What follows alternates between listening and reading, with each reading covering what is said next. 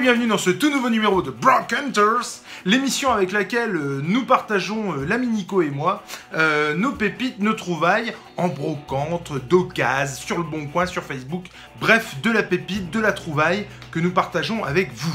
Je reviens de vacances et j'ai pu... alors d'ailleurs, petit conseil, cette émission est là aussi pour vous donner des conseils, surtout à toi qui commence dans le comics ou dans la BD.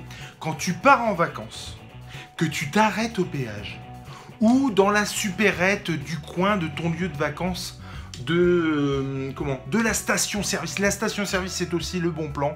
Vas-y, va voir, et tu trouveras peut-être la petite BD à pas cher. Plus sérieusement, c'est vraiment le bon plan dans toutes les stations-service où j'ai pu m'arrêter quand j'allais en vacances, quand j'étais gamin surtout. J'arrivais à choper du comics et pour le coup du Strange, je me souviens, à pas cher dans toutes les stations-service. Revenons à nos moutons, et sur mon lieu de vacances, justement, il y avait une petite supérette aux petits oignons avec quelques BD pas très cher, et avec des BD à ne pas piquer des hannetons. J'ai du coup chopé du Trolls de Troy à 3 €. 3 € la BD, c'est quand même pas très cher. Alors c'est le tome 4, Le Feu Occulte. Tu as bien entendu. Le Feu Occulte. Tiens, ça me fait penser à un jeu de mots d'une émission qui arrivera un jour à sur la chaîne. Ça, c'est très drôle. Bref, je me suis fait avoir. Je vais vous expliquer ça tout de suite. Alors donc... Et du Lunfest, j'espère que je prononce bien, Lunfest ou Lunfest des étoiles. Et alors en fait, j'ai pris ça parce que il y a quelques mois, quelques années, j'avais chopé ce truc à pas cher, pareil, Lunfest de Troy. Et en fait, quand je vous dis que je me suis fait avoir, c'est parce que là, vous voyez, c'est le tome 1, l'ivoire du Magohamoth. Et du coup, le tome 2, c'est censé être Thanos l'incongru. Sauf que je me suis fait avoir parce que j'ai acheté donc ça en pensant que j'avais donc le premier tome. Et en fait, j'ai acheté le tome 10. Effectivement, comme on peut le voir ici, alors je connais pas du tout cet univers, mais je me rends compte du coup en regardant ce dos, cette quatrième de couverture, qu'il y a tout un univers autour de ça. Donc le premier que je vous ai montré avec Troll de Troy, il est quelque part par là, mais c'est pareil, ça fait partie de sa série.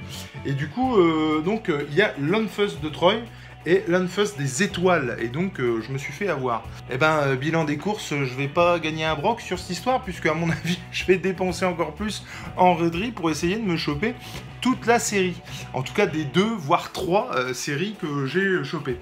Et du coup, encore un univers, j'ai envie de dire, foisonnant, puisqu'il s'agit des mondes d'Aldebaran, que je vois beaucoup passer, avec un dessin qui me plaît beaucoup aussi, très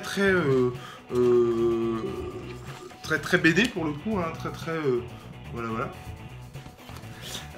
Moi qui me plaît beaucoup, et du coup ça fait vraiment des plombes que je veux choper ça. Donc j'ai chopé également le tome 1 Catastrophe, la catastrophe, pour 3 €.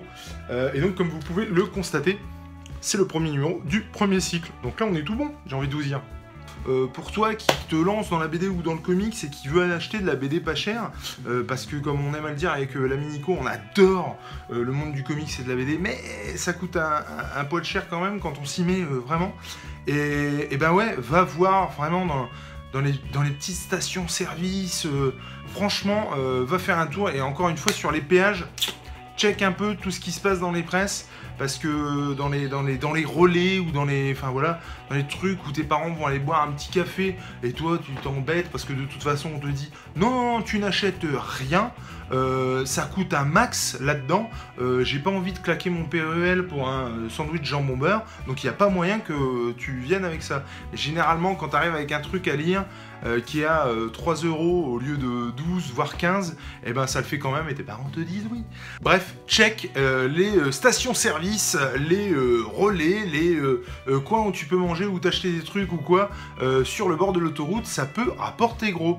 Voilà, sur ce, moi je vous dis ciao ciao, à la prochaine, dans une prochaine vidéo bien sûr.